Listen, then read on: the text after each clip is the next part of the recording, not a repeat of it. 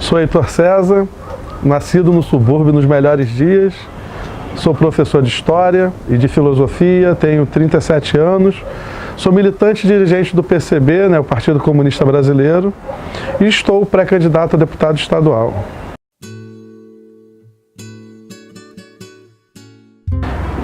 Nasci e cresci no bairro de Cosmos, na zona oeste do Rio de Janeiro.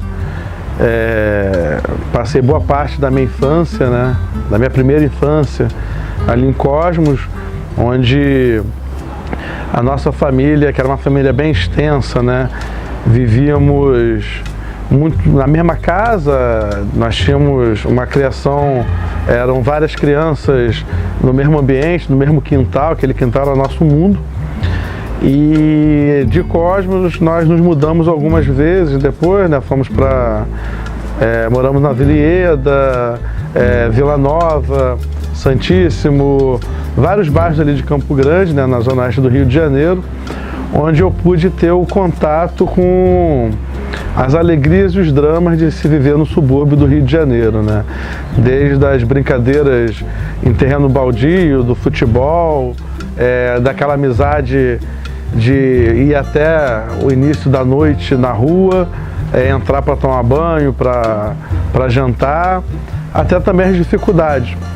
As dificuldades que, claro, se potencializaram muito nos dias atuais, que talvez hoje a violência e a insegurança sejam marcas muito fortes do subúrbio do Rio de Janeiro, Mas foi ali, nesses bairros da zona oeste, do subúrbio, onde eu pude ter meu primeiro contato com amigos, pude ter o primeiro contato com os dramas e com as alegrias de um subúrbio carioca.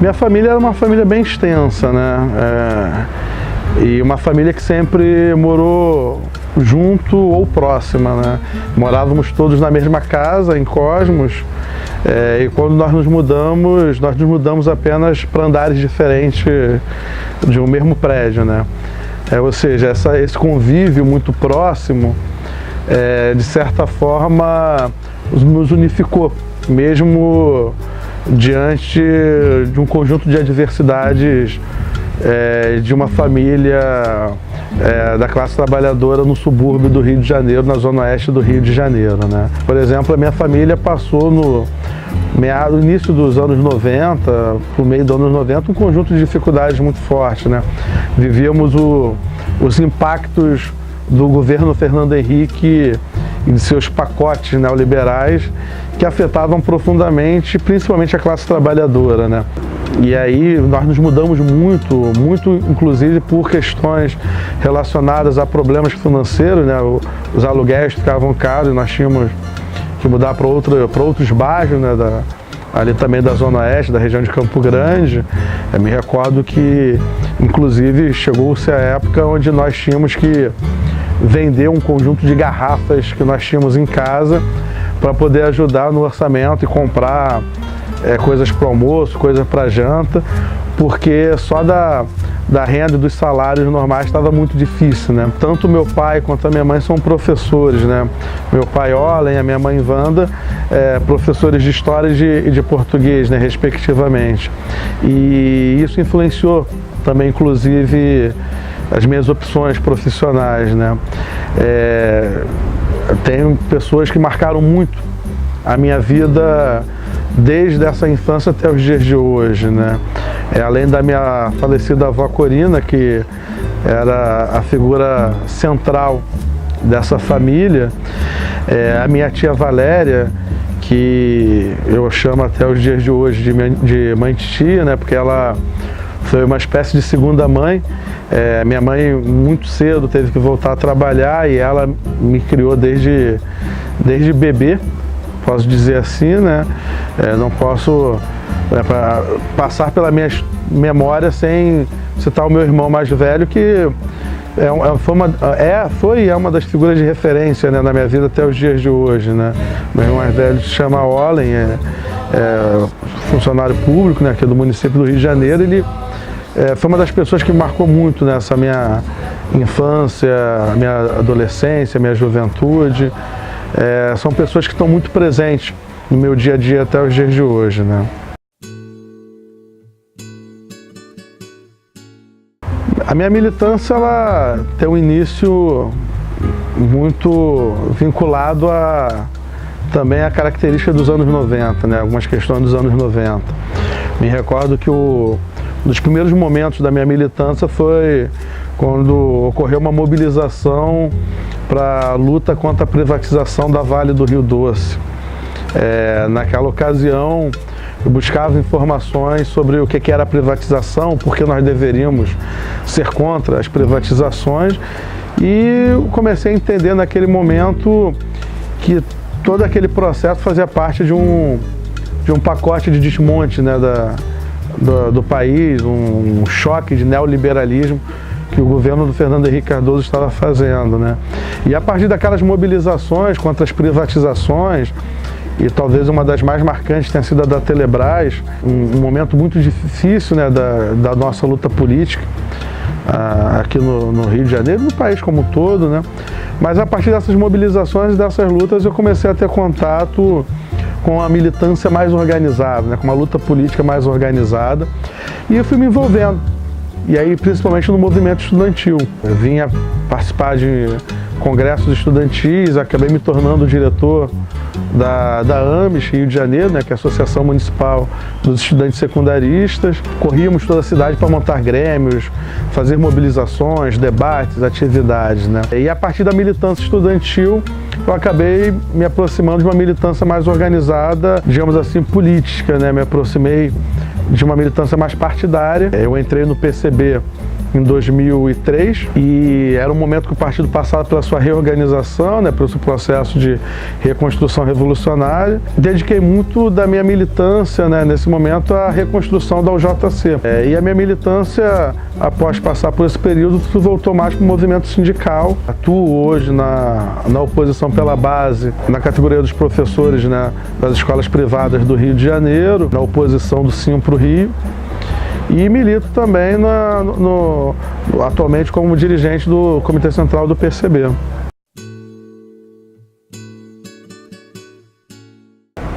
Uma das coisas assim que marcam muito a minha vida é o samba e, de certa forma, por consequência, né, até direto ao carnaval. Tenho memórias muito vivas sobre o carnaval, né? Tenho uma família que sempre gostou muito de samba e de carnaval, e eu fui criado nesse ambiente, né? Uma recordação muito viva dos primeiros títulos da Mocidade. A minha mãe torce, né, para a Mocidade Independente de Padre Miguel, de ela ir na quadra, na comemoração dos títulos, né?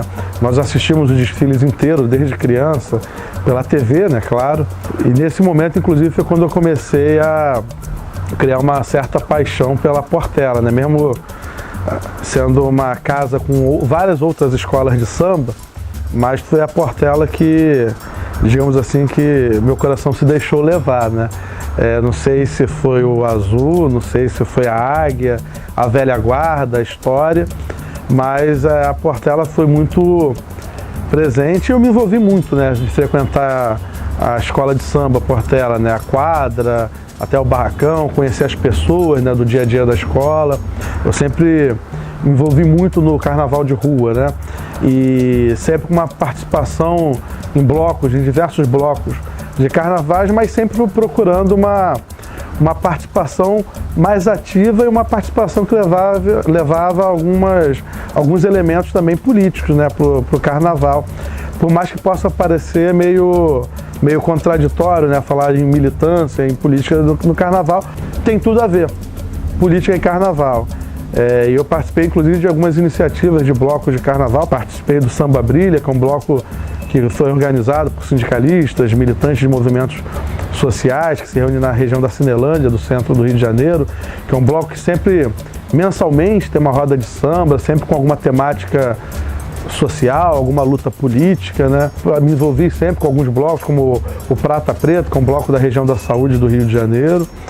Mas eu diria que talvez a minha participação mais organizada, né, no processo de carnaval, desse tipo de luta, né, de resistência cultural, foi através do Comuna que Pariu. Participei da fundação do Comuna que Pariu, né? Na época éramos militantes da Juventude Comunista, né? Da JC, e nós discutimos como organizar uma atuação mais incisiva no Carnaval, e dessa forma nós começamos a discutir a criação de um bloco, né? Um bloco que levantasse a bandeira do comunismo e das lutas da classe trabalhadora, né? A luta do povo brasileiro.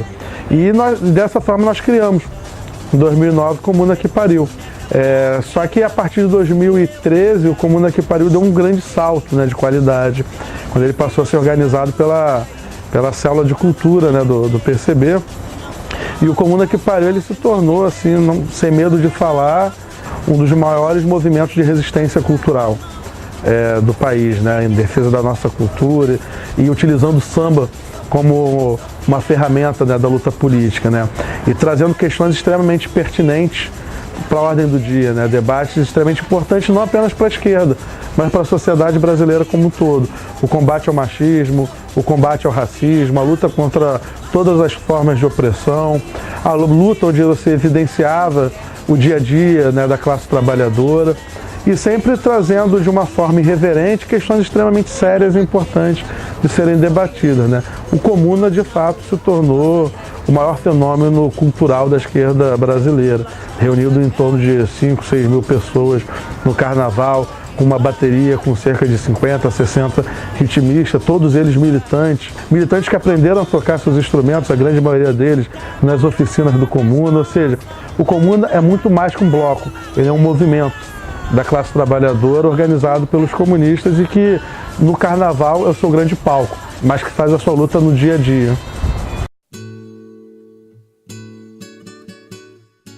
O PCB, ele, além de ser o partido mais antigo do país, né, dos partidos que continuam atuando, foi o primeiro partido a ser um partido nacional.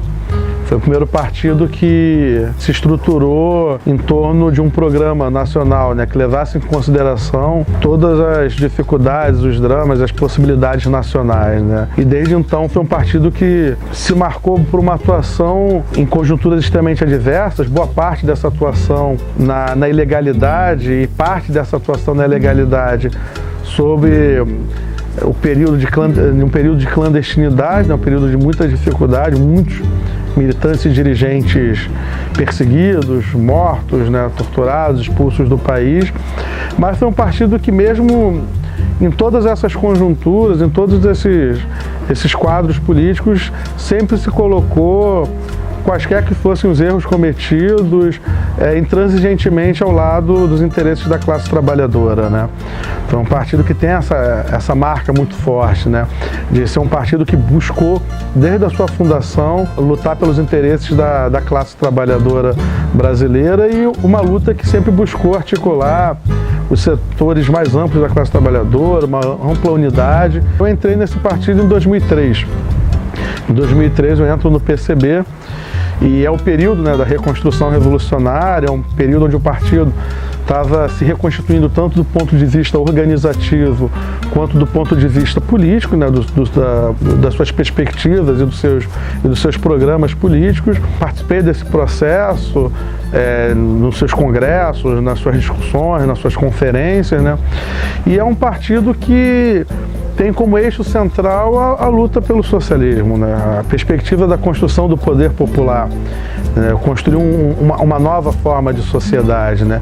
E a partir do entendimento de que os grandes problemas hoje do país, da classe trabalhadora, são problemas advindos do modelo capitalista. E a partir desse entendimento, a compreensão de que a nossa luta é pelo socialismo. E um partido que busca nas lutas cotidianas, no movimento sindical, estudantil, movimento popular, no movimento de mulheres, movimento negro, um conjunto de movimentos, ele sempre atua apresentando a perspectiva da luta pelo socialismo, a necessidade de organizar os trabalhadores para construir, inclusive, quais seriam os elementos desse programa socialista para o país, né? O que seria o poder popular, o que seria o socialismo.